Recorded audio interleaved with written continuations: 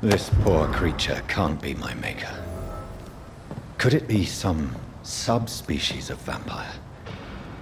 I must find a place to analyze the blood.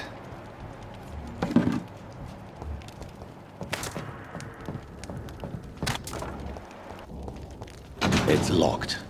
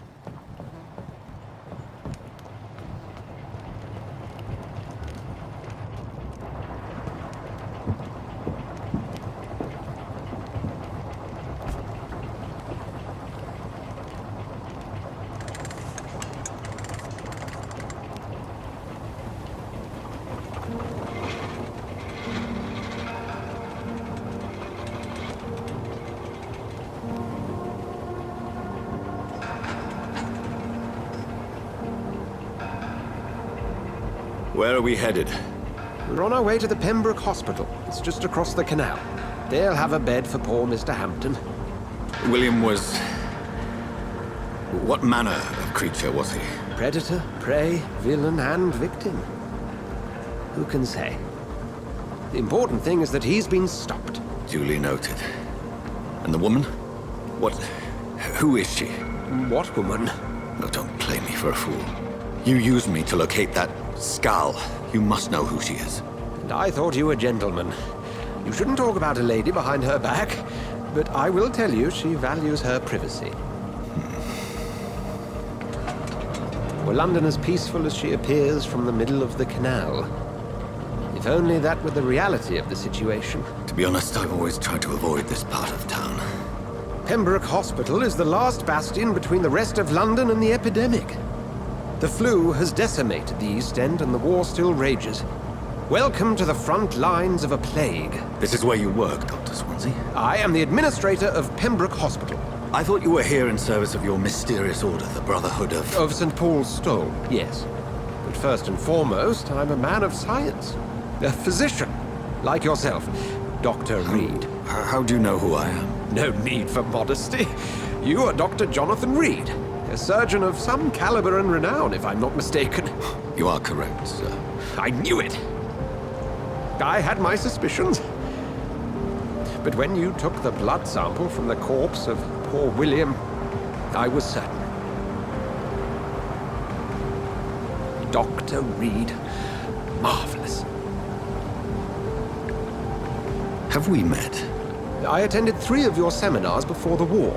I have the utmost admiration for your research. And what a turn of fate. England's most esteemed blood specialist returns to London a vampire.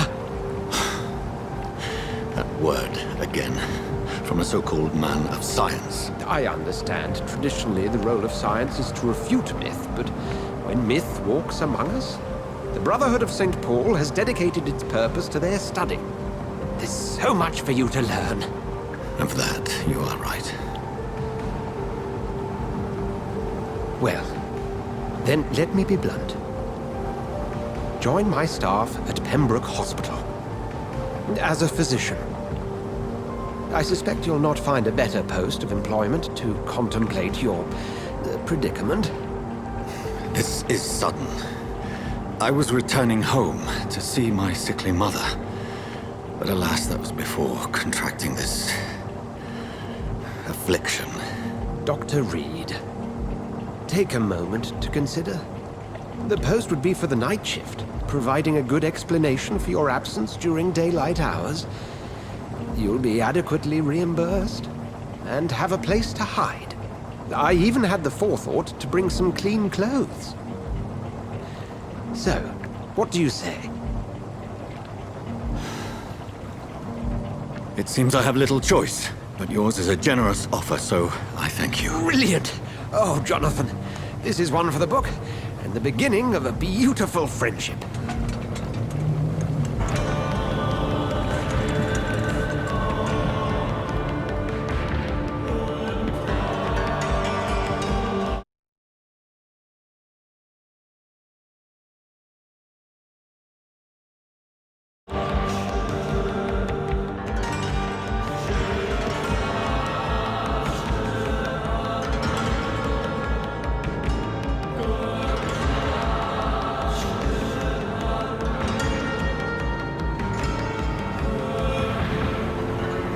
Dr. Swansea, thank goodness. I was beginning to be concerned. Worry no more, Nurse Crane, for I bring good news. Oh, Doctor, what a night. We lost 2 more patients. Nurse Scow said she couldn't take it anymore and resigned. Yes, well, I'll make a new rota in the morning. In the meantime, find a good bed for Mr. Hampton. Be sure to pay attention to his needs. Of course, Doctor. Oh, and Dorothy, Yes, Doctor? Dr. Reed here has just returned from the front. He served King and Country and will be joining us here at Pembroke. We're very lucky to have gained a surgeon of his talent, and one so experienced in blood transfusions. That is good news indeed, Doctor. Oh, yes.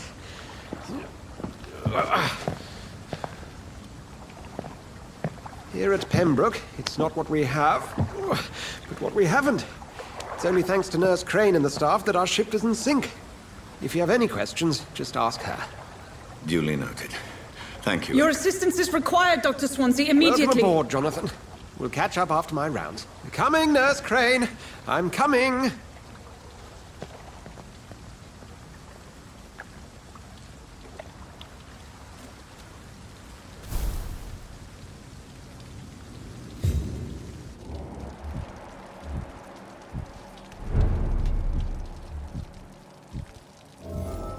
I'm sorry, Jonathan. Mr. Hampton needs me right now.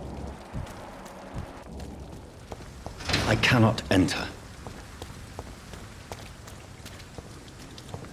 Come on, you bastard! You can do better than that! Nah! It's my turn!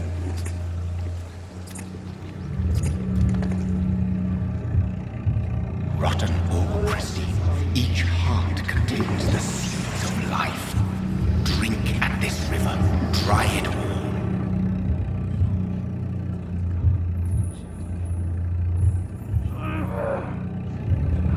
Bastard gave me a good phone. Oh, come on, you bastard! I won't bite. Sir, please. You've lost too much blood. Calm yourself. You think I didn't notice? Stop your staring and get me to an hospital, you arse!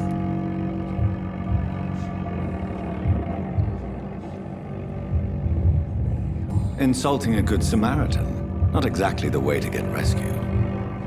All right, sorry. I am in pain here.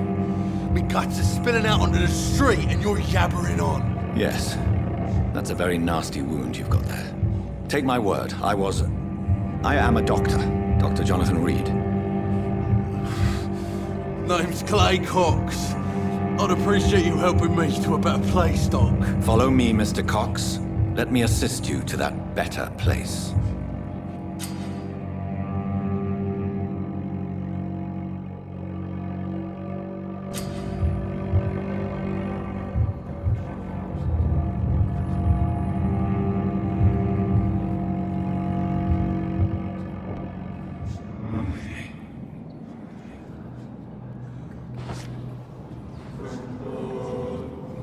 Bring this fading light into the shadows.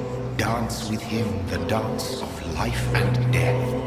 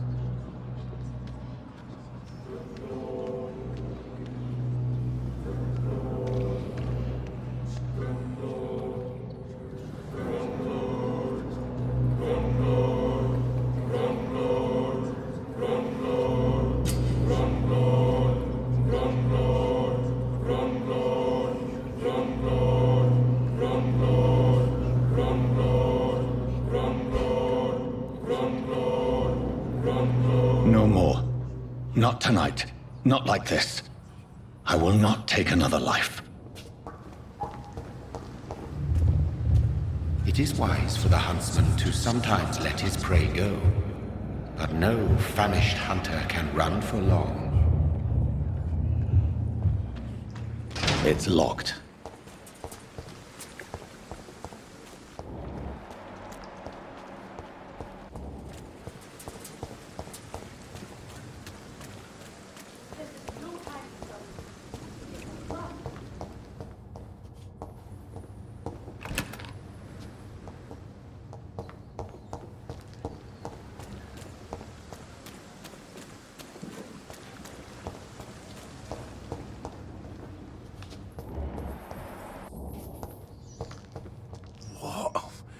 What happened?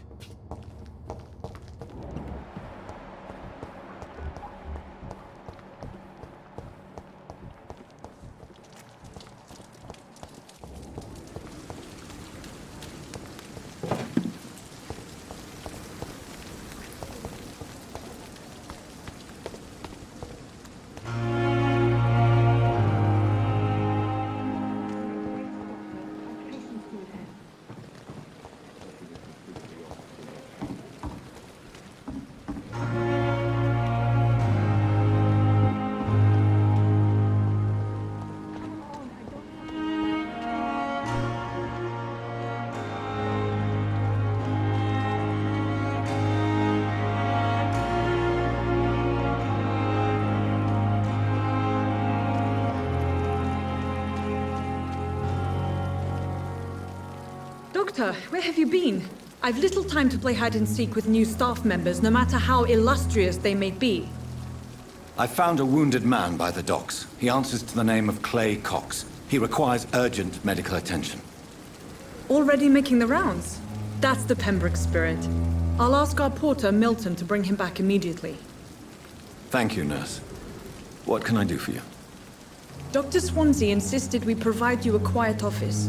You'll find it on the second floor with your name on the door. Thank you. Nurse Crane, isn't it? Yes, Dorothy Crane. Welcome to Pembroke Hospital, Dr. Reed. Your office has been prepared.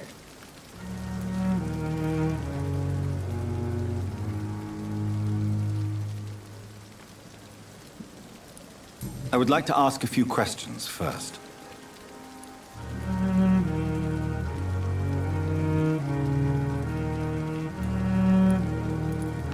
What kind of man is Dr. Swansea? Well, you accepted the job from him. I thought you would have known about your employer. It's right to assume Dr. Swansea knows far more about me than I do about him. You'll get to know him soon enough, and better than me. The administrator has better things to do than mix with us. Apologies, I've only just met him the once. This is sudden. I've only just returned to England. Dr. Swansea is a brilliant surgeon and the most compassionate physician. And Mr. Hampton, the patient we brought in. How does he fare? I gave him a sedative to help him sleep. Poor thing was in quite a state of shock. If you could point me in the direction of my room again, nurse. Second floor of the hospital, left after the stairs. It's the last vacant office at the end of the corridor. Thank you, Nurse Crane.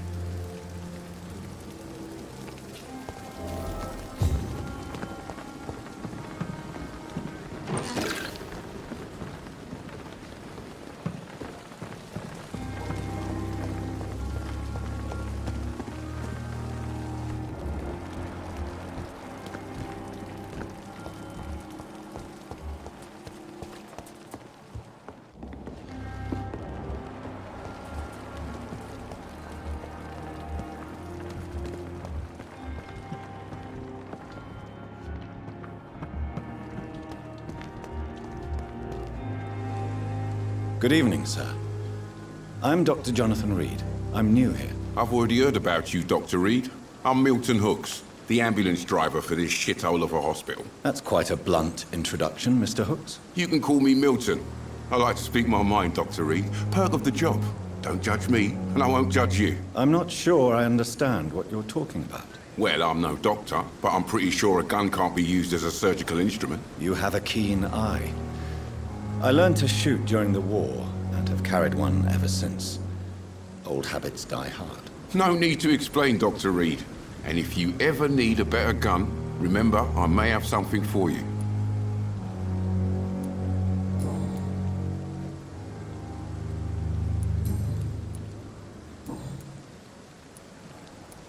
So what do you do exactly in this hospital?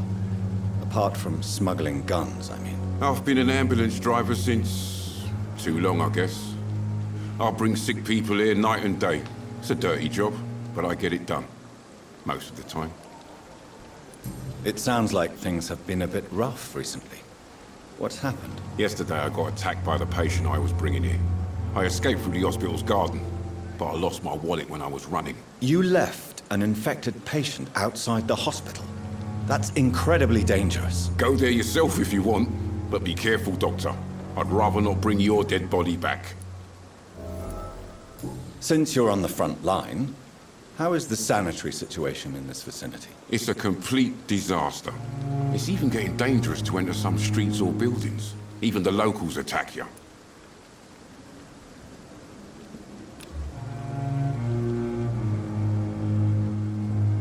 Do you need any medical help, Milton? I'm fine, Doc. Physically, at least. But I would give everything to be in a better place right now.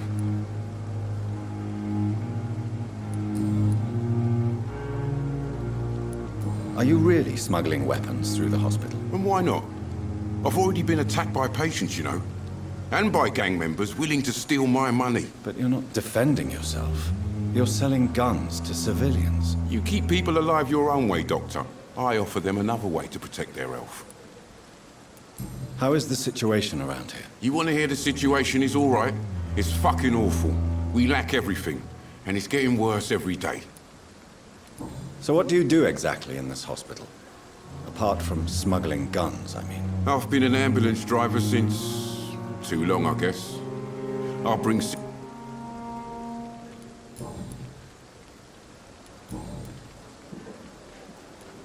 I'd like to see your goods. Wise choice, Dr. Reed.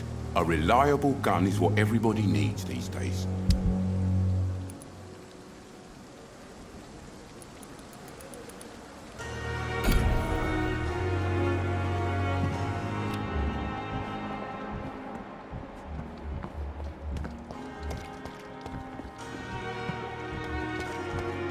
Dr. Swansea is right. This place seems perfect to conduct my research. Good evening, miss. I'm Dr. Reed, the new surgeon at the Pembroke Hospital. And who are you? Your name has no meaning to me, mortal. You're nothing but dust blown by the winds of eternity. I beg your pardon? What are you begging for, mortal? My clemency? Well, tonight maybe I'm inclined to mercy. You'll never forget the night you met Thelma Howcroft. You keep calling me mortal. Why is that? And if I'm mortal, what are you? Well, Dr. Reed, if you must know, I'm a vampire.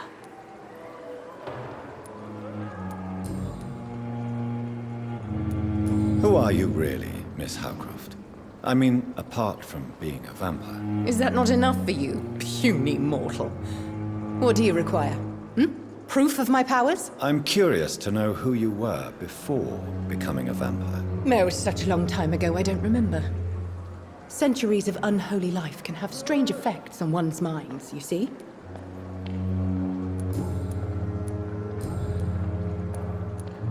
I'm assuming you must be a patient here. Am I right, Miss Howcroft? It's only a cover. To hide from my enemies. I can leave whenever I want. As a woman, a spirit, fog, or bat. The staff here are not your enemy. They're here to help you, to care for you. I'm not speaking of the doctors in white. I'm speaking of the men and women who hunt me. For I am a vampire! I see. Don't worry. These people will not find you here. I'll personally make sure they leave you alone. Thank you, mortal. But do not interfere with them, for you are no match for those that hunt me. Who are these enemies you mentioned? Can you describe them? I cannot say for sure. But I sense their eyes on me from nearby. I feel them watching me every time I visit the garden near the morgue. And why do you believe you're a vampire? I don't need to believe anything. It is what I am. It is what I feel within this hollow shell of flesh. I see. Have you ever heard of Cotard syndrome, Miss Howcroft? Never. It's a mental illness discovered by a French neurologist named Jules Cotard. The affected patients are delusional. They believe that they are putrefying, that they are dead, a ghost or a ghoul. Or in your case, a vampire. Delusional, you say? Oh, sad and petty mortal. You can't even begin to understand the concept of immortality. And you think it is I who am delusional. Please, describe to me how you feel. What is it like to be a vampire? I can hear my body crumble from the inside as my flesh cracks and fades. I sense the last pulse of postulant blood within my drying veins. I need new blood. Do you require my services, Miss Howcroft? I have no need for your medicine, Dr. Reed. Blood is the only drug I need. I'll leave you, Mistress of the Dark, to your nocturnal activities.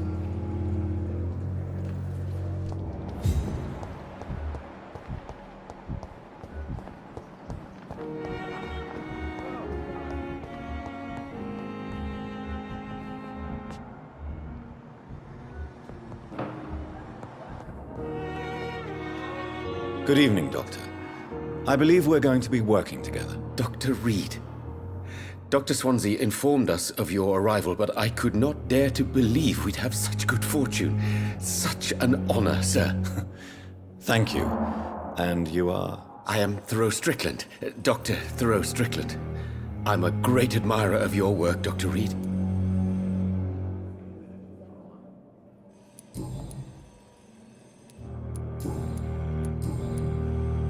Please, could you tell me something about yourself? I'm a great admirer of your work concerning blood transfusion, Dr. Reed. I run my own experiments. I'm convinced it's the future. I based my technique on my mentor's research. He helped me perfect my method. What is yours? I'd rather not talk about it. For now, it's just theories and first approach. My process is purely experimental and unsuccessful. As long as you're cautious and methodical, you may remain empty-handed, but you won't fail. You're not the first one to warn me, but I am convinced knowledge is the main weapon against the ravages of this epidemic. What made you choose to be a doctor? I'm not ashamed to admit you and your work have inspired me. I am honored to have the opportunity to work by your side. It's always a pleasure to share scientific and medical knowledge with someone eager to learn. I'll be glad to help you if I can. This epidemic may be the century's most terrible disaster, but I'm convinced that we, as doctors, are the only ones able to defeat it. I based my technique on my mentor's research. He helped me perfect my method. What is yours? I'd rather not talk about it. For now, As long as you're not the first one. What can you tell me about the Pembroke? Well, it has always been an honor to work with Dr. Swansea. But with your arrival, I can't think of a better opportunity to learn about blood transfusion. You seem quite optimistic. It's a rare and precious attitude in these difficult times. I'm convinced that this epidemic is a test of endurance and dedication for us men of science. Questions remain about our capacity to resolve the situation. True. Last summer, during the first wave of the epidemic, I used to joke with Milton about the extra work. We're not smiling now. Do you need help with anything in particular? Well, yes, maybe. I'm waiting for a batch of products I ordered for my personal research, yet my supplier seems to have vanished. Do you want me to play the errand boy for you? Oh no, Dr. Reed. But if you went personally to his shop, what with your reputation and all, he wouldn't dare to refuse the products I need. I see. Well, give me the address, for I may pass by if I have time.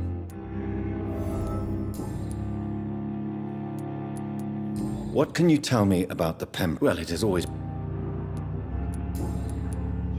Please, could you tell me? I'm a great... I'd rather not, as long as... You're not the...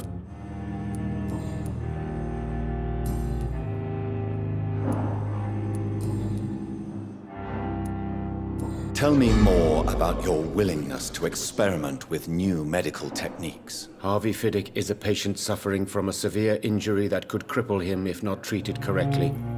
I'm convinced your blood transfusion technique could help him. What is it you really want? To save him, or to prove your point? Fair question. I want nothing but to save my patient, Dr. Reed. Especially since I know Mr. Fiddick's story. Tell me Mr. Fiddick's story. Our first diagnosis was compromised because Mr. Fiddick lied to us about the real origin of his injury. He first claimed it was an accident. But why would he hide such crucial information from us? Because he is a proud father, ashamed of putting his children at risk because of his own negligence. This personal involvement could also appear to be a lack of impartiality. You must know that a good surgeon must remain neutral. I agree. But that does not excuse Dr. Ackroyd's behavior, a man who did not even take time to converse with his patient. Do you think keeping his distance was a mistake? All I know is that I'm taking care of human beings with desires, hopes, and fears. Not some biological machine comprised of blood, bones, and flesh.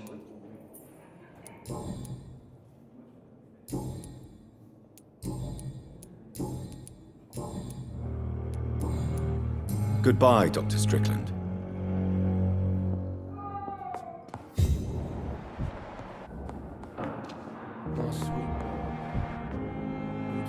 What can I do for you, Doctor? Thank you, Nurse Crane.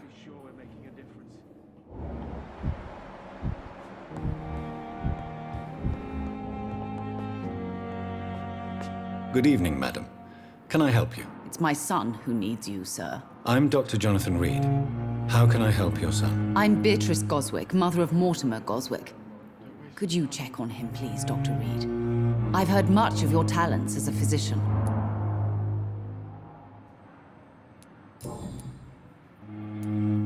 What can you tell me about yourself, Mrs. Goswick? Not much to say.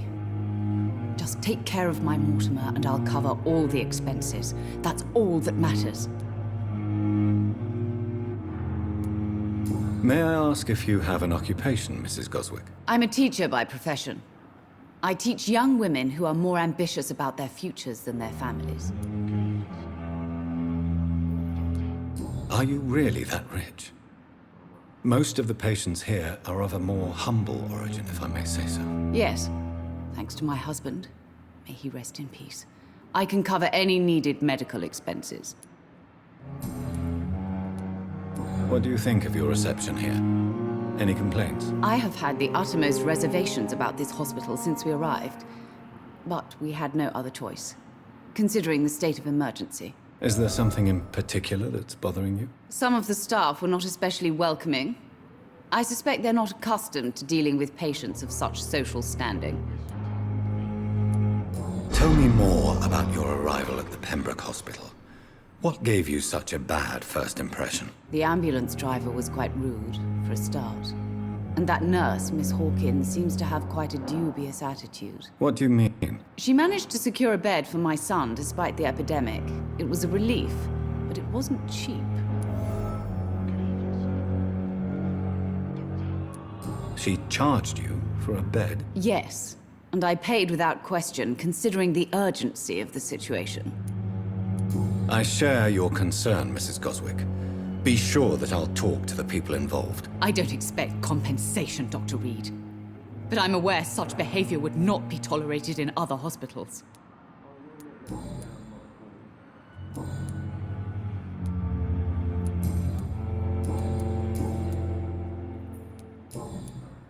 Goodbye, Mrs. Goswick.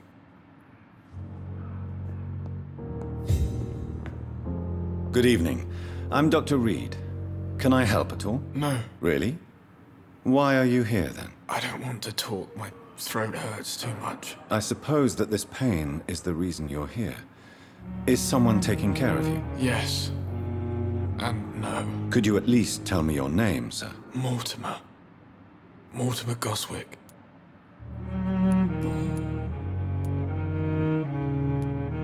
How painful is your throat, Mr. Goswick? So painful I'd rather not talk at all, Doctor. I'm sure you realize a doctor and his patient have to communicate, sir. Would it help if I gave you some paper and a pen? Not really. I see. Then maybe it's not just your throat that hurts, Mr. Goswick. Perhaps your sore throat is just the consequence of something more hurtful. Yes, maybe. But I don't want to talk or even write about it now. How painful is your throat, Mr. So painful. I'll let you get some rest, then. Good evening, sir. Good evening, Mr. Goswick. I'm okay.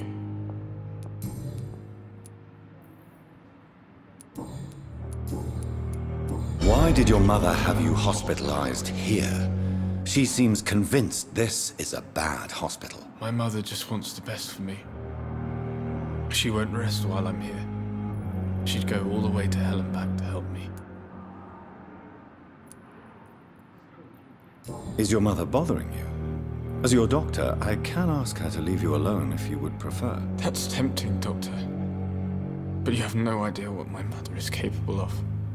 She would tie herself to my bed if you asked her to leave. Pembroke Hospital may look unorthodox, but rest assured you're in good hands here. It's not me you have to convince, Dr. Reed. It's my mother. How painful is... So painful. Tell me about yourself, Mr. Goswick. I don't want to talk, Doctor. I have to go now, sir. Good evening, sir. Doctor. I never could keep anything from her. What can I do for you, Doctor?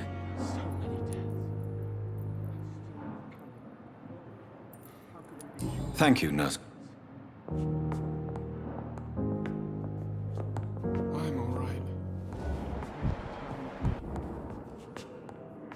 Good evening, sir. I'm Dr. Reed. May I help you? I don't know if a third opinion is needed. Your colleagues are already arguing about my condition. I see.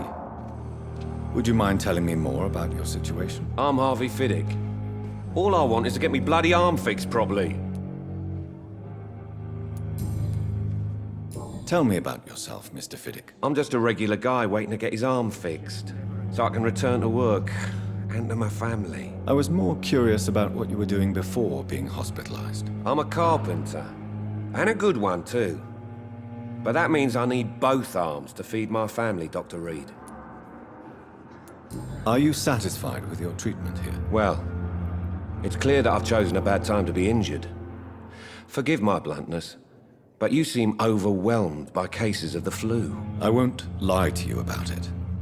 I'm afraid we are. Are you sure you don't want to operate yourself, Dr. Reed? I have the feeling you're very capable. And your colleagues seem to think so too. In other circumstances, you would be right. But for now, I don't think I can take on the responsibility. My apologies.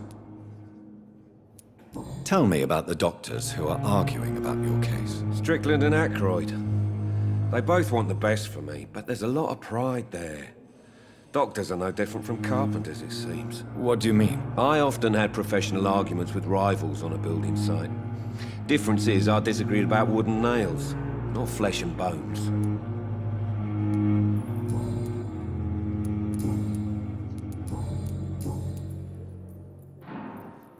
Tell me about your injury, Harvey. Why do you feel so guilty about it? My wife died because of me. And now I may lose everything because I've been careless enough to hurt myself. What an arsehole. How could your job be responsible for your wife's death? I was working a double. She went out to bring me a hot meal and got caught in a German bomb raid.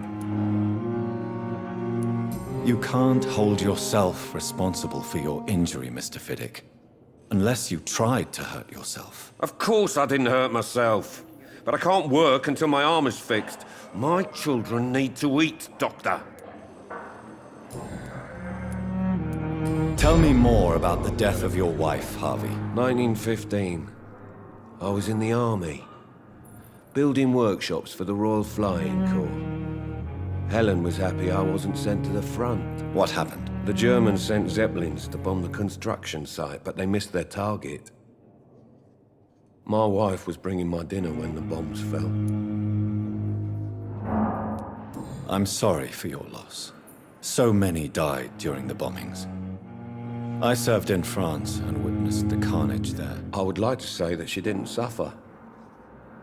Truth is, I have no idea. I just know that I'm all that me kids have. Poor little bleeders. How are your children after losing their mother? They were smaller then. The only good thing about this is my Ellen didn't bring them with her that night.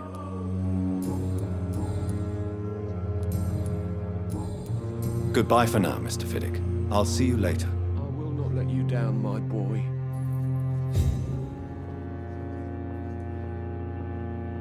So many deaths. Good evening, sir. And still more coming, Doctor. How can we be sure we're making a difference? I'll never could. Good evening, Dr. Strickland. And good evening to you, Dr. Reed. Can I...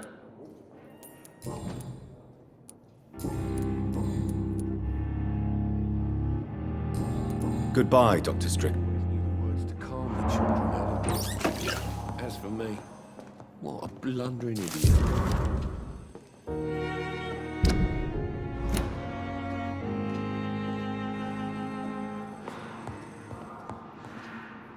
Good evening, Mr. Fiddick. Good evening. Goodbye for now, Mr. Fiddick. I'll see you later. You always knew the words to calm the children, Ellen. As for me, what a blundering idiot.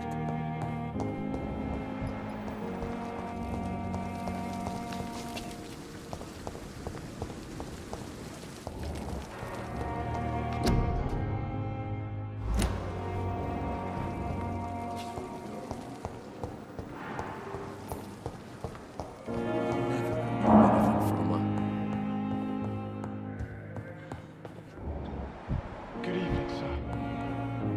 Doctor. Good evening, Mr. Goswick. I'm okay. Do you need any help? I'm afraid I may, sir. I don't mean to be a burden.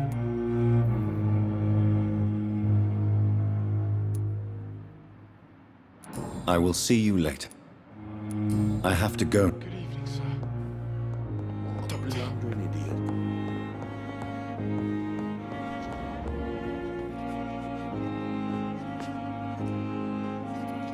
Good evening, sir. I'm Dr. Reed. I believe we're going to be colleagues. Reed? Yes, I've been informed about your arrival. I'm Waverly Ackroyd. Welcome aboard, I suppose. Does my arrival inconvenience you in some way, Dr. Ackroyd? Let us just say that I don't particularly share Dr. Swansea's enthusiasm for hiring you. What we need here are reliable professionals, not overrated dabblers. Do you need my assistance? Not at all. I'm sure that you are used to gaining people's trust with your impressive skills. Well, it will not be the case with me.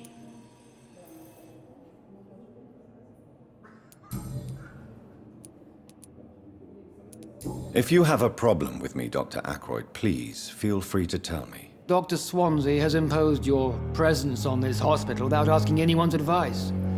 The benefit of his position. But I don't agree with it. I know we've never met before, but I believe this hospital could use all the help it can get. You will agree with that, I'm sure. Oh, but I have heard about you, Dr. Reed. Of course, you can't say the same about me, since I have not wasted my time courting the press.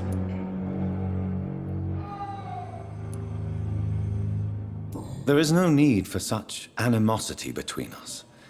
Don't you think the epidemic is already enough to deal with? That is one point we could agree on.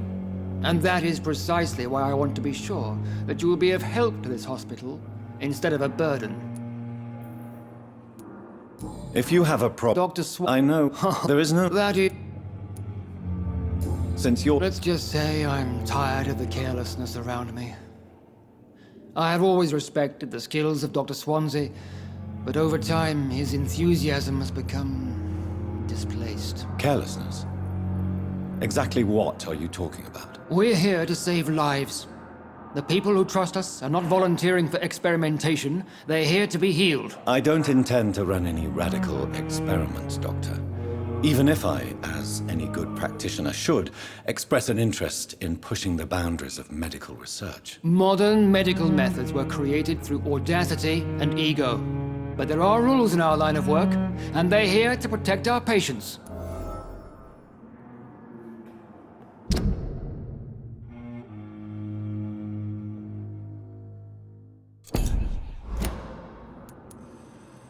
Tell me, Waverly, what do you think of Dr. Strickland's enthusiasm for his experimental research? Strickland is playing with his patients' lives for pride and glory. Now that, sir, is unethical. Are you thinking about something in particular? Harvey Fiddick needs delicate surgery. I believe we should stick to the usual procedure, but my young colleague obviously disagrees. Why do you wish to lead this surgery? I strongly believe that Mr. Fiddick should not be butchered to test an unproven procedure.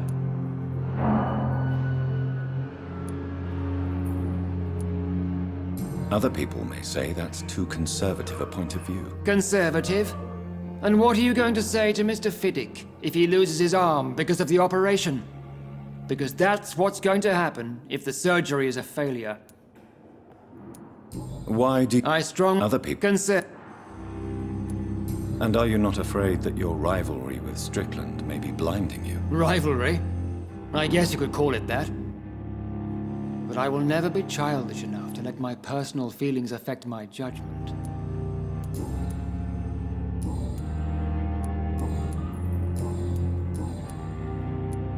I don't know what you've heard about me, but I have already proved my value as a practitioner. I don't question your skills, Dr. Reed, but your motive. Is it money, fame, or are you truly dedicated? And what exactly is that supposed to mean? I served in the war just like you. But unlike you, I did not use the wounded to play the modern sorcerer. Be careful what you insinuate, Dr. Ackroyd. I only want you to admit you used those men to improve your theories. Knowledge has always been and will remain our main weapon, and it has always come at a price. And personal initiative. It is not a question of initiative, it is a question of integrity. These men and women have put their faith in us, Dr. Reed. It seems you have bad memories of your military service. I refuse to see this industrial slaughter as scientific progress.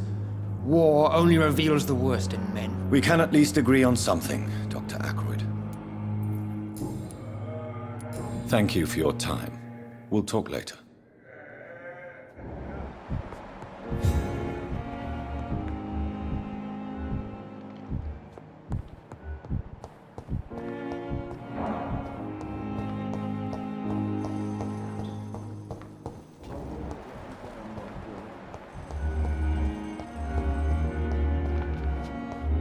Thelma Howcroft said she was being watched by vampire hunters.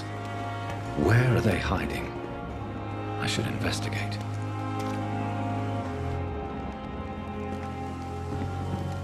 It's locked, all right. Good evening. I'm Dr. Reed. Always a pleasure to meet a colleague, sir. Especially when he was supposedly dead. A colleague? Are you a doctor, too? Not anymore, sir. I used to be Dr. Rakesh Chadana. Now, I'm just Mr. Chadana, pawnbroker and humble guardian of this morgue. What do you mean, you used to be a doctor? Was your license revoked? No, sir. It is just that I like to be precise. I run a little pawn shop while taking care of the dead. But I used to be a real doctor. Are you afraid or uneasy being surrounded by so many corpses? Why should I?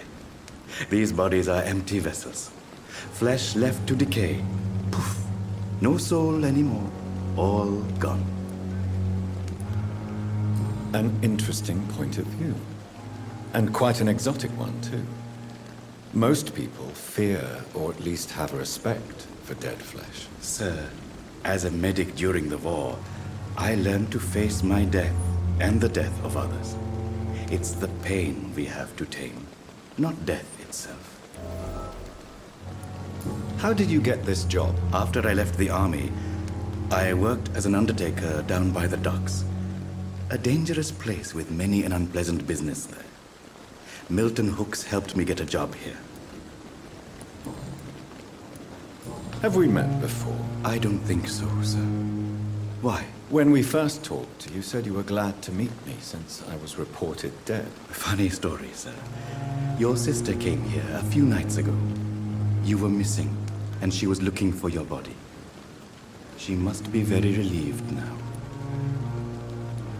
Do you work here alone? Yes, very easy work, sir.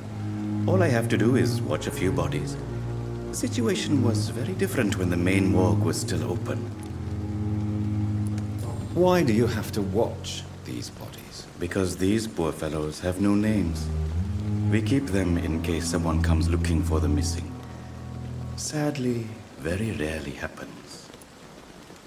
Why close the hospital's main morgue? It was for sanitary reasons after the beginning of the epidemic. Cadavers had to be moved to the nearest mass grave.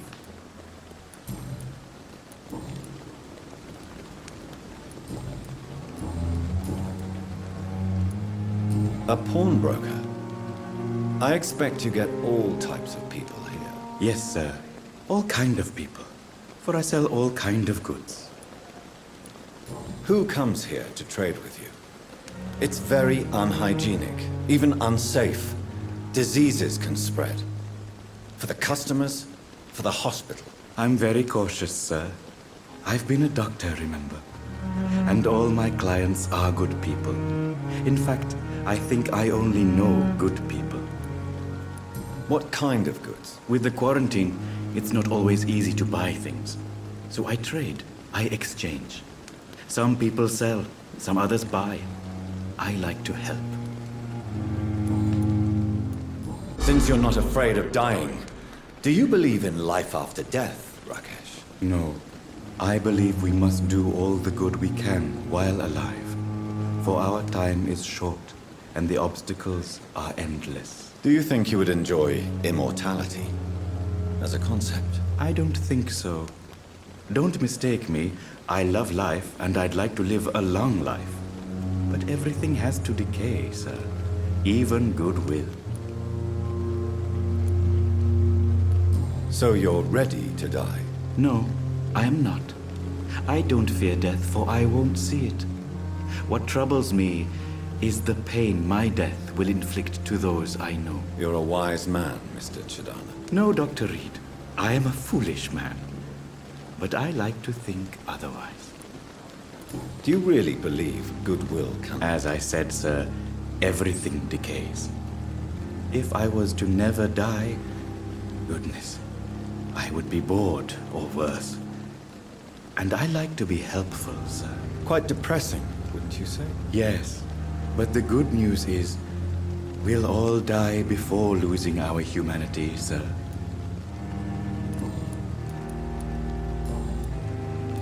Please show me what you have to sell. Of course. It's just trinkets and curios, really. But I'm sure they can be useful.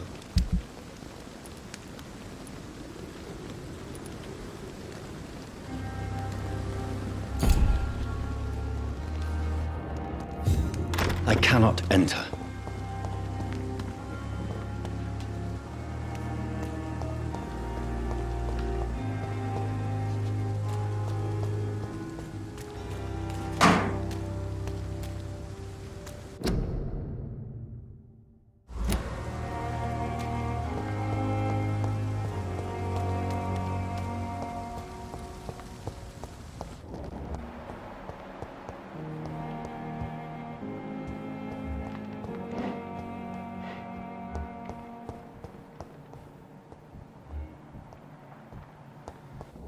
It's locked.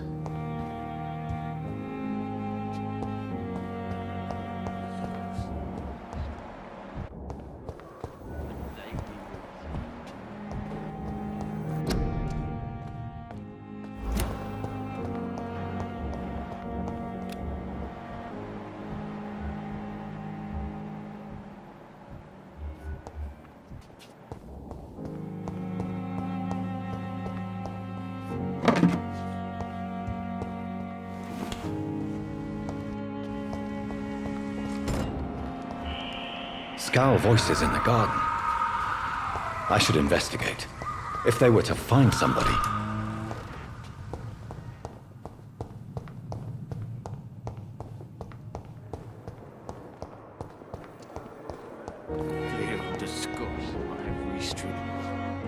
Good evening, sir.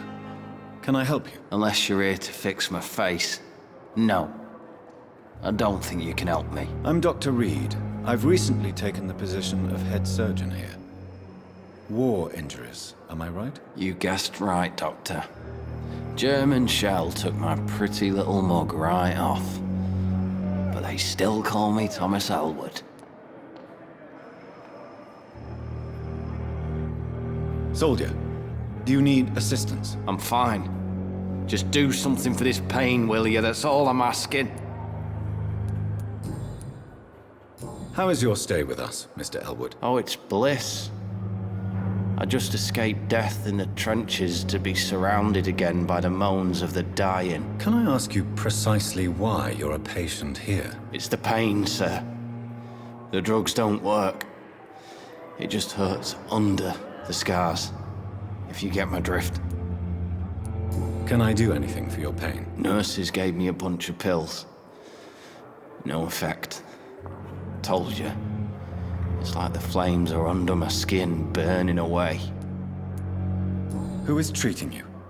Is someone in particular looking after your case? Nobody since the old and tired doctor spoke to me. Started to think I was forgotten about. Wouldn't blame you. You don't seem worried by that. My face hurts so much more when I smile or cry. I've learned it's easier not to speak. But be assured I'm smiling inside.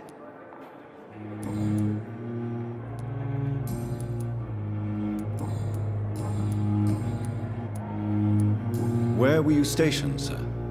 Did you serve for long? I really don't want to talk about all this shit. No offense. I was pushing too much. I served in France myself. I just wanted to know what happened to you. You were an officer, weren't you? Then I doubt we fought the same war, sir.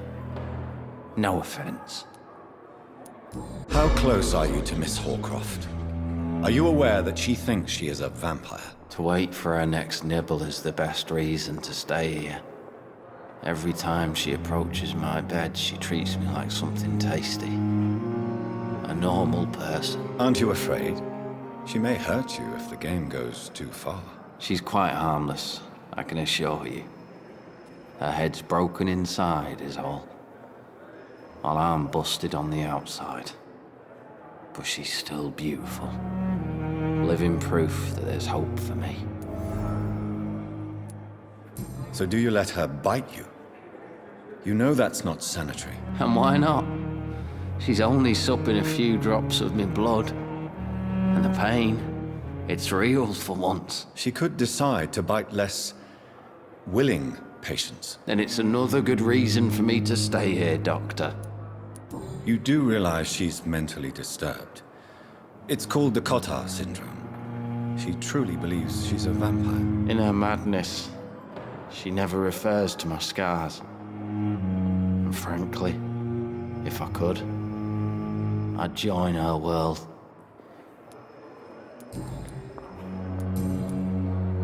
Goodbye for now, Mr. Elwood. Just every street corner, the daily routine.